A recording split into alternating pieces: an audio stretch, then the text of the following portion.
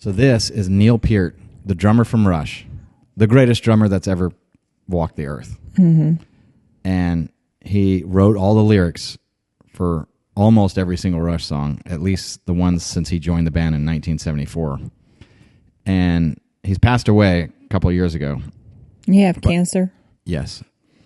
And his philosophies and his life advice on a lot of things is really, really good, and have inspired me in a great number of ways. Not just the lyrics of the songs, but in interviews that I have seen. And so I was looking for one, but I found his top 10 rules. So let's watch this. Okay.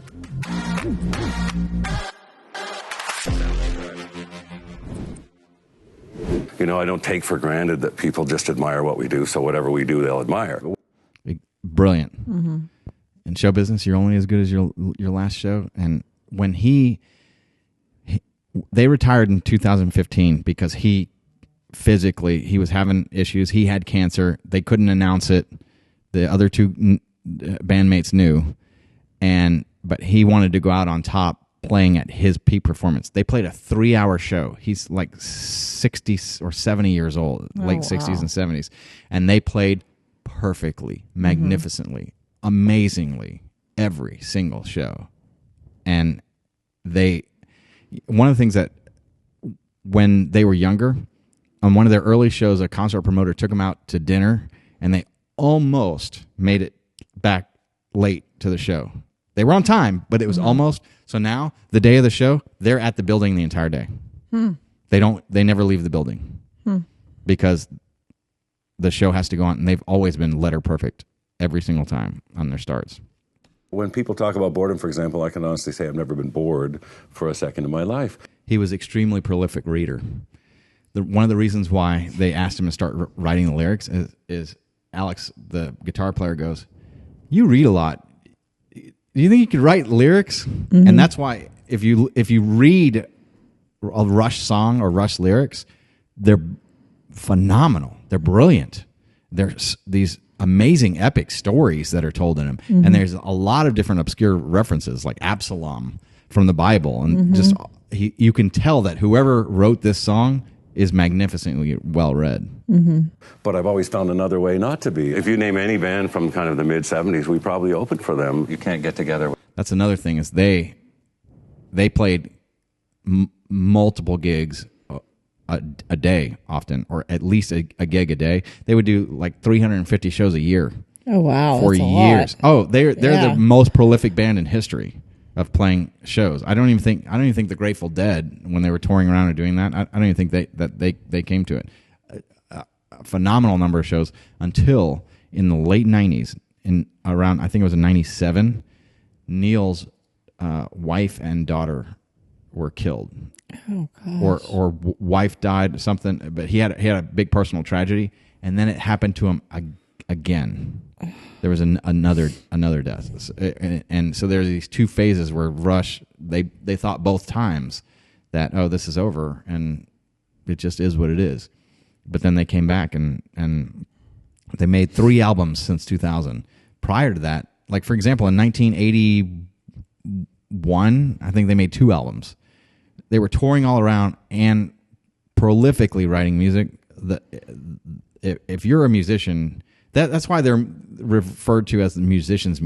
Their music is extremely melodical and musical and intricate and deep and technically very difficult to play, but also magnificent. And they're doing all of this touring. They're the example of what most musicians strive to be.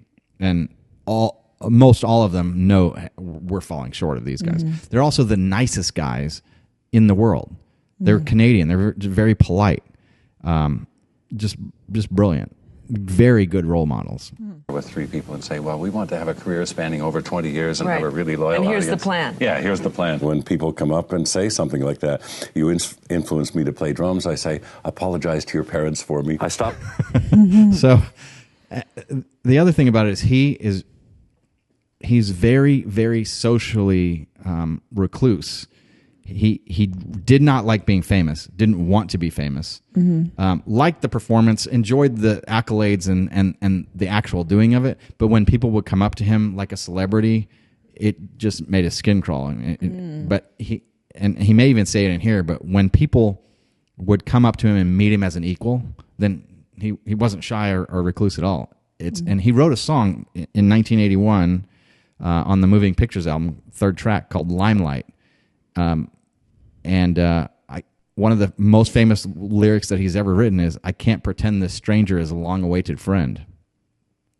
And a lot of people would do that. Now, the other two in the band would meet and greet and talk with anybody and everybody. Spent tons of time, because Geddy Lee, the singer of the band and the bass player and the keyboardist, yes, he did play all of those at the same time. And he would play keyboards with his feet. Alex, the guitar player, would do that as well, and play bass and sing simultaneously. There was only 3 guys in this band that sounds like a full symphony. They said we wanted to be the smallest symphony orchestra in the world. Oh wow! And very symphonic music. That's why I liked them so much, because I liked the big, powerful symphonies. Like the Planets, Mahler, Mussorgsky, and the music like that inspired Star Wars and a lot of what John Williams has written. I love John Williams. John Williams is absolutely my favorite composer, period. And he's, I think, the most prolific, most listened to composer in all of history, because Mozart, yeah, they've been around for decades and decades and listened to the world around. But for 40 years now, all the millions of people that are watching movies and the many more billions of people that are on the planet now, the amount of music that's been listened to in the past 40 years throughout all of the music and movies, John Williams has been the top composer of all of that. Well, you can definitely say that, because oh, absolutely. I mean, think of all the movies through generation after generation after generation after generation. I mean, Star Wars alone has gone through multiple generations. Oh, yeah.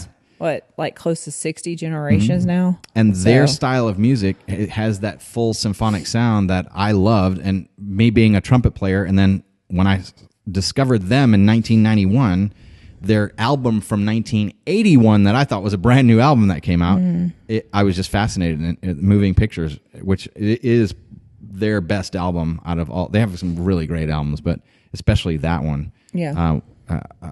It's got to be their number one. But because very, very inspiring, and he's the reason why I play drums, and I can play all of Rush music. I still have these fantasies of maybe going and saying, "Hey, being their next drummer." Yes, Alex and Geddy, because my style is very much his style.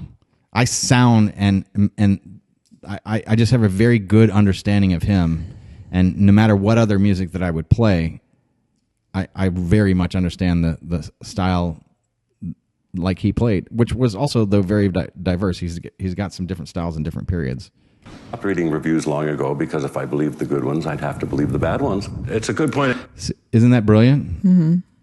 And most of my rhythmic growth is evolutionary.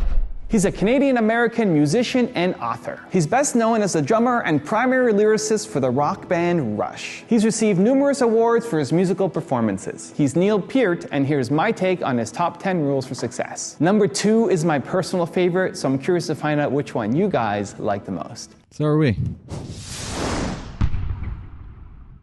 You know, I don't take for granted that people just admire what we do, so whatever we do, they'll admire. No, you know, I feel like, in fact, this is very true. Every audience, I feel like we have to earn them.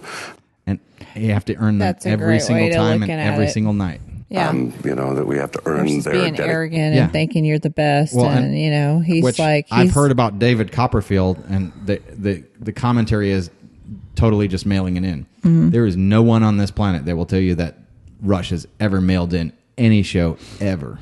Right. And their expenditure of time and energy and money to be there every single time. You know, every show, and it's an old show business thing, but I really feel that you're only as good as your last show. And we're only as good as our last client, and we need to not be mailing it in anytime. And with every person that walks up to your counter at your business, whatever that business is, and I'm speaking figuratively on that, but every single client and customer is important, and you have to look and have the caring and compassion for them, not just run numbers through them. Mm-hmm. And that's the one thing I do like about touring. If you have a bad one, you get another chance. It seems like they rarely have any kind of bad. What they think is bad, most people wouldn't even notice. But right. Like you're a man of extremes. Like you don't just drum. You drum on one of the largest kits there is. You don't just ride motorcycles. You ride 50,000 miles. I'm like, extremist. Even when you describe your appetite for reading too, it seems like a voracious appetite for reading. Yeah, he does. He wrote several books. Once he figured out that, hey, I could write a book, he wrote several of them, and he writes about driving across country in his motorcycle. And so what he would do, first, Geddy Lee, the singer, realized they can't do back-to-back shows because his voice, he can't talk the day after a show. And if you've heard him sing, like, it's not an easy endeavor. And so because of that, Neil would ride his motorcycle, and from the moment that the show is over, he would take his bow and he would run. And they're still showing videos. No one realizes, okay, that's it. And so everybody's still in, and he's leaving, and he's out the back on his motorcycle, and he'll ride to the next show. And if he has enough time, he'll ride in this really long, convoluted, long way, and that's what he does when he's touring. And he's written books about it. Ghost Rider, fascinating, great books.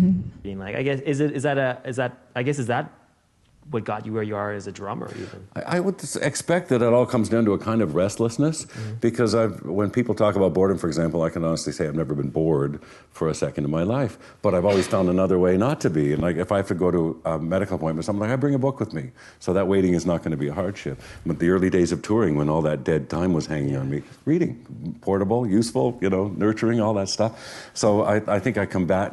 You learn to adapt to your own personality, and the extremes do come in there too. Yeah, I wanted to read every book ever written. Have you ever wanted to read every book that's ever written? No. Maybe not everyone. Drumming wise, my determination was more important than talent early on. I think for most things. Oh, that's true.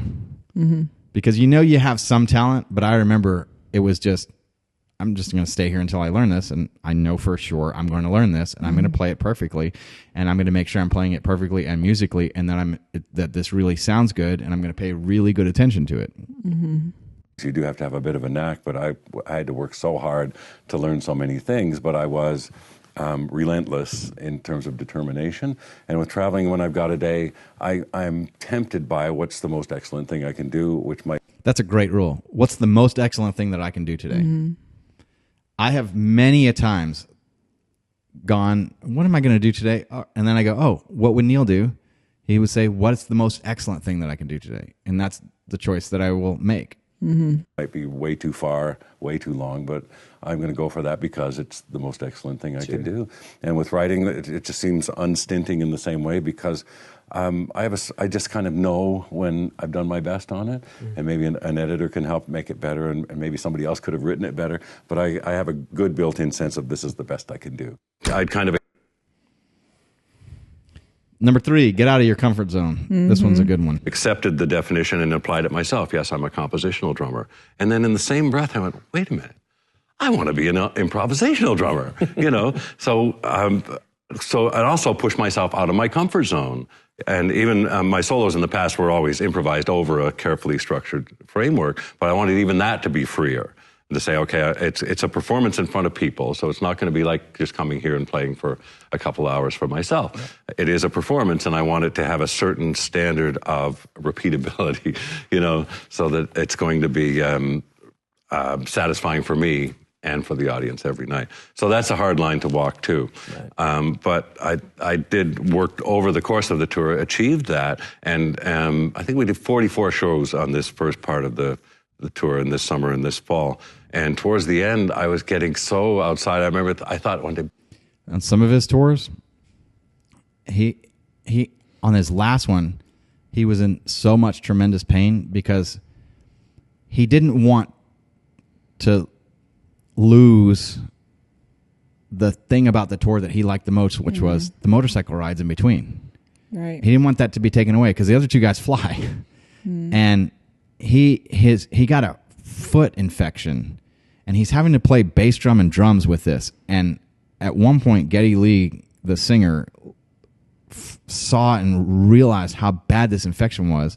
He couldn't really walk, but he's playing a 3-hour incredible show perfectly, even thruout that pain. It was inhuman. Oh, wow. Bolero. I'm going to put Bolero over top of the Shashado one, and did it, you know. And what I love about my warm-up, too, it has the same freedom, is that I'm about a half hour before showtime, I go in and play for 20 minutes and just play. It's the same thing. And I use those 3 rhythmic elements that are my foundation right now, but there's no consequences. It doesn't matter what happens. So I would just, in my warm-up that night, I tried putting a bolero over top of it, and it worked. So, okay, and it went in my solo that night. And that certain freshness. He is one of the few drummers that the drum solo, which is like at least 5 minutes, is one of the highlights of the show. And Geddy, the singer, says he's watched every single one. Because a lot of the times the bandmates will not, they're not going to listen. It's the drum, I'm time off. No, Geddy was a fan and would always watch him do it. And it was a signature that was always in the shows and a real high point in the shows. This that I loved, and I've been building on more the last couple tours, is being able to do that. Just say, okay, and I've almost got this, I'm going to try it. We were an opening act for so long, and we had a really good relationship. True. And as a musician, play as much other people's music as you can. Play it. You like it, play it. With the guys in Kiss and their crew, and we opened for Aerosmith 40 times. They also, from these other bands, learn what not to do. Yeah. I never got a sound check. And Blue Oyster called Ted Nugent. If you name any band from... The funny thing is there used to be a joke of the opening band never gets a sound check. Well, that actually happened to Rush. They never would get a sound check on that. Kind of the mid-'70s, we probably opened for them because we were an opening act, and then we'd start headlining small halls and still be opening shows, in between. So we had that mixed bag for a long time, which really contributed to our balance, I think. We learned a lot about character studies from watching other people. And some of the lyrics that I've written on the subject and thoughts that I've expressed on the subject of fame and celebrity are from witnessing how people like that behaved and handled it, and in turn how they came out.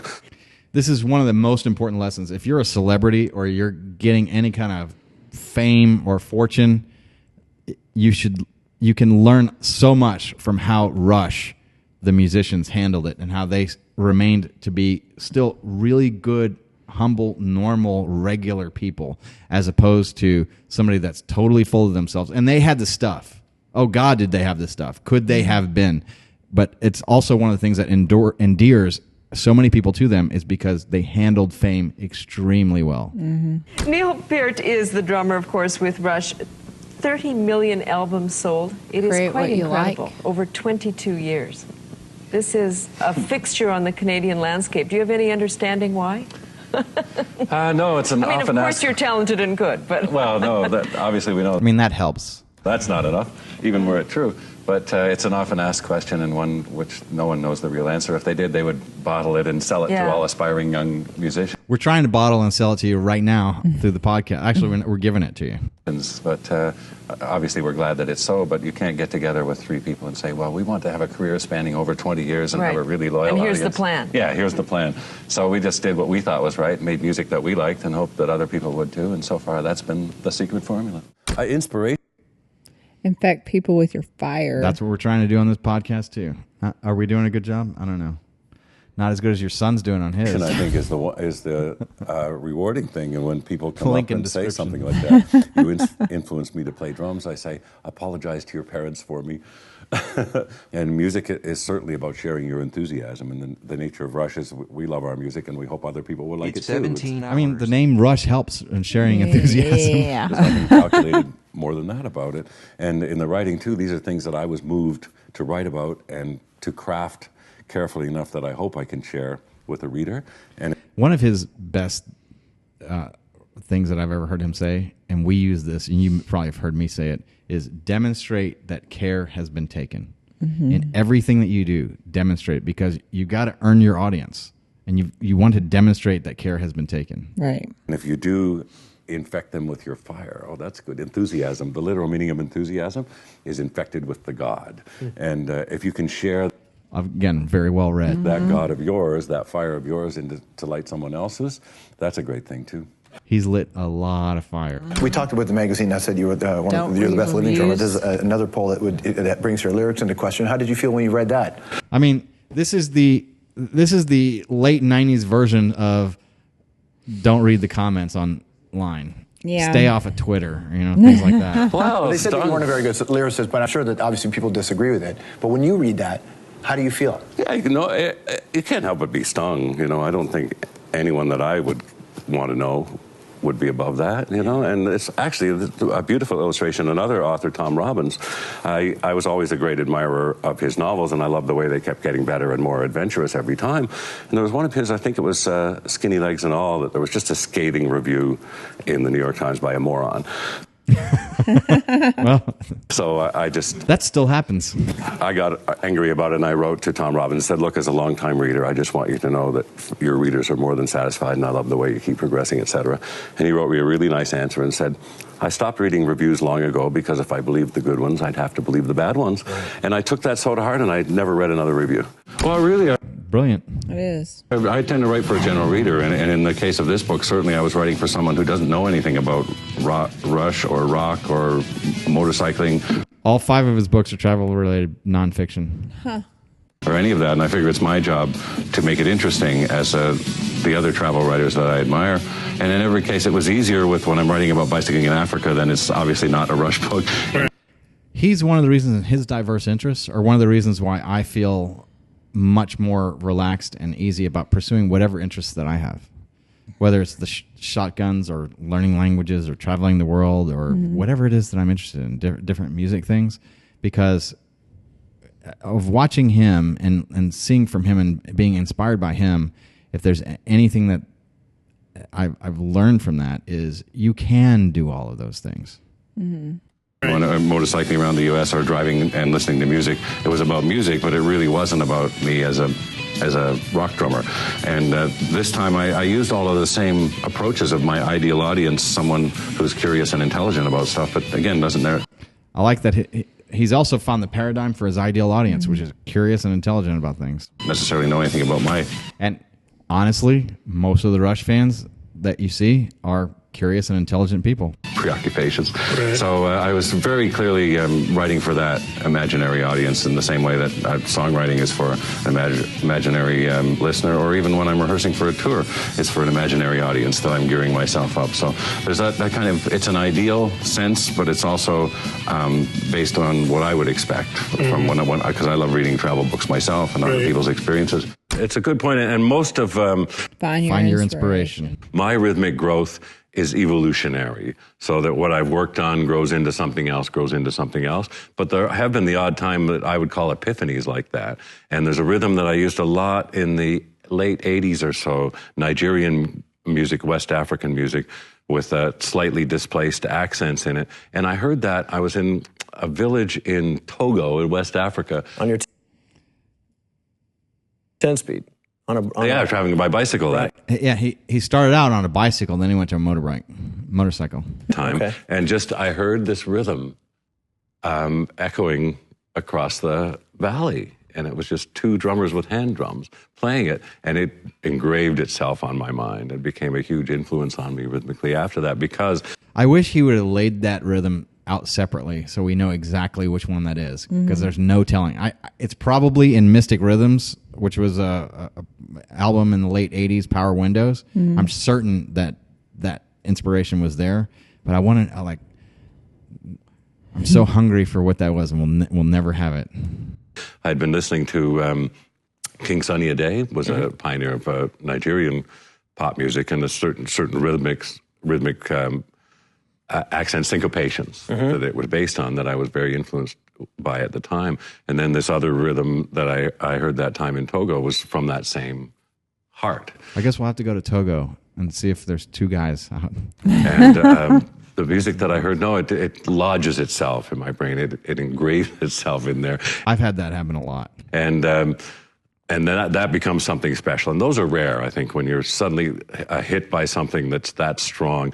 Reggae, the first time reggae music really got into my soul, and I felt that upbeat, downbeat tension. That epiphany that he's talking about, in one of the interviews that I saw with him, is he talks about how that will tend to happen to you while you're falling asleep. And the great discipline that you have to have is to grab your notebook that's there and write it down, because you always think that you're going to remember it in the morning, and of course you never do. Right. I'll never forget. It was Bob Marley's song "Natural Mystic." Yeah. Just sitting in a car and hearing that song, and suddenly I got it. I got what reggae was all about, where I'd heard it before but hadn't got it. You write in your book, Never stop experimenting. I think it's also never stop improving, or always keep improving. Because you're talking about the art of writing, you say magic, and writing and planning routes and everything, you say magic exists, but often requires some planning. But you were talking about writing. I think it seems to also apply to the music even. Like, you have some planning, but then there's that room for improv. Well said, absolutely so. Yeah, all that effort of study. I was the early records that the three of us made together. He's probably extremely rich at this point. But he's dressed so basic and just so down to earth. And I have more respect for people like that than people who try to be pretentious or, try to be showy. Like, I think I like humble. The more humble a person is, the more I'm drawn to. Yep. I know a lot of people that are pretty wealthy.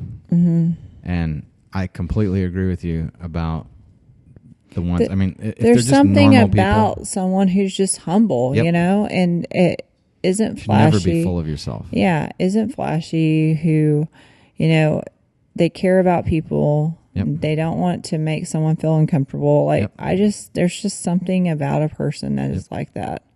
We were learning how to play our instruments. We were learning how to write songs. We were learning how to arrange, especially through, say, Farewell to King's Hemispheres. We were learning so much about arrangement and orchestration in the sense of a three-piece rock band. And all of that gathered together. And then by, say, like Moving Pictures 1980. So we've been together 6 years by that time. And then we gelled. And all of those studies, all those courses of study that we went through together, with pure innocence and pure enthusiasm, suddenly they became a unified approach that Moving Pictures, and from then on. It's interesting, the phases, too, of Rush, because you have that. He joined during the tour for their first album, because their original drummer John Rutsey, was having some health issues or just wasn't able or didn't want to do it. And the interesting thing is he plays those original songs just like John Rutsey did. It's still very much Rush, and the band, there's not a lot of difference in the general music of the band between. It's not like, that first album was just different. They're all good. Yeah. Then Caress of Steel was an album where they were thinking, and they had kind of back in the day at that period of time, record companies would allow about 4 records worth before they would just cancel you straight out. Now, or even recently, I don't know about now, but through the 2000s and even through maybe through the late 90s, if a band didn't immediately hit, they would just drop you. They wouldn't invest to allow the artist to grow. And when they were touring around for Caress of Steel, they were thinking, this is it. This is the last. This is going to be our goodbye. And then they did 2112 as their 4th album, which is one of the most phenomenal albums that's ever been written ever. And it's a concept album, and it took them to the next level. And you can see you can really see their kids or young men in the first albums. You can see that journey that he was talking about. Then you can see where they got and the magnificence of 2112, and then how they developed over the next years. And then once they hit about in 1980 with Moving Pictures, and then was kind of its own album. The next few years there was Hemispheres, not Hemisphere. I'm sorry. Hold Your Fire and Power Windows, which are kind of you can very 80s and almost electronic inspired, but still rock. They just were using more keyboards and synthesizers and things. And then they kind of got back to more of a rock and roll 3-piece on Presto and Roll the Bones, which are really good rock albums. Counterparts was a little bit and maybe a little bit more like modern 90, you know, because it came out in 93, and they have a song that even kind of references the O.J. Simpson trial a little bit. But then Neil's Tragedy kind of hit and in the late 90s. But you can see the development of them as artists and how they're still the same people, but there's a wisdom in the development there. It's very inspiring. Well, you know, a lot of bands have been together for a long time. You can see that. Even Bon Jovi's band. I mean, they've been together forever. And they have a lot of I mean, he, you know, I've learned a lot about him recently. You know, him and his wife do a lot of helping with like charitable stuff, homeless and things like that. Yeah, it's really honorable the things they're doing. Carried for us, and then as that time, even from that time, we continued to experiment absolutely with different kinds of songs, different kind of arrangements, orchestrations of all kinds, different producers. There's another good example. Their later songs, and they had one of their albums where they brought in a full symphony orchestra of strings, and just really, really good.